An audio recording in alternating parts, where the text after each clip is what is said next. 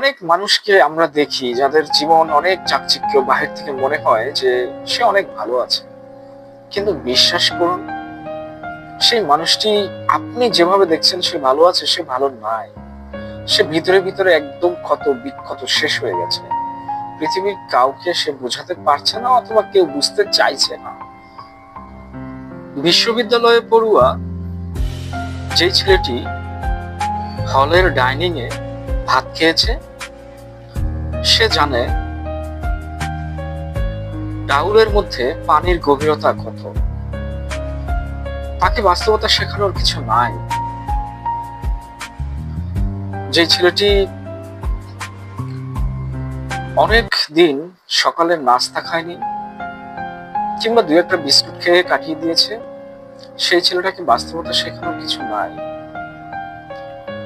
ইউনিভার্সিটিতে পড়ুয়া যে ছেলেটি কখনো কখনো দুপুরে শুধুমাত্র রুটি কলা খেয়ে কাটিয়ে দিয়েছে, তাকে বাস্তবতা শেখানোর কিছু নাই।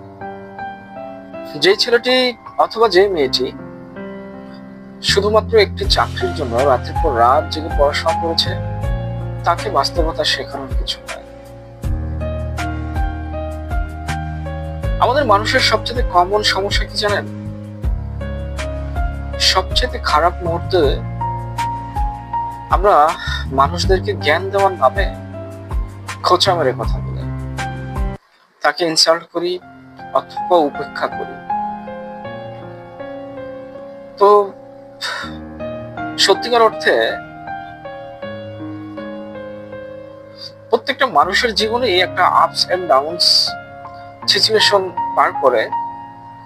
সে যত বড় সফল মানুষই হোক না কেন, তারও একদিন অনেক খারাপ সময় ছিল। পৃথিবীতে খুব কম মানুষই ভাগ্য গুণে জন্ম থেকেই ভালো অবস্থা পেয়েছে, এরকম মানুষের সংখ্যা খুব কম।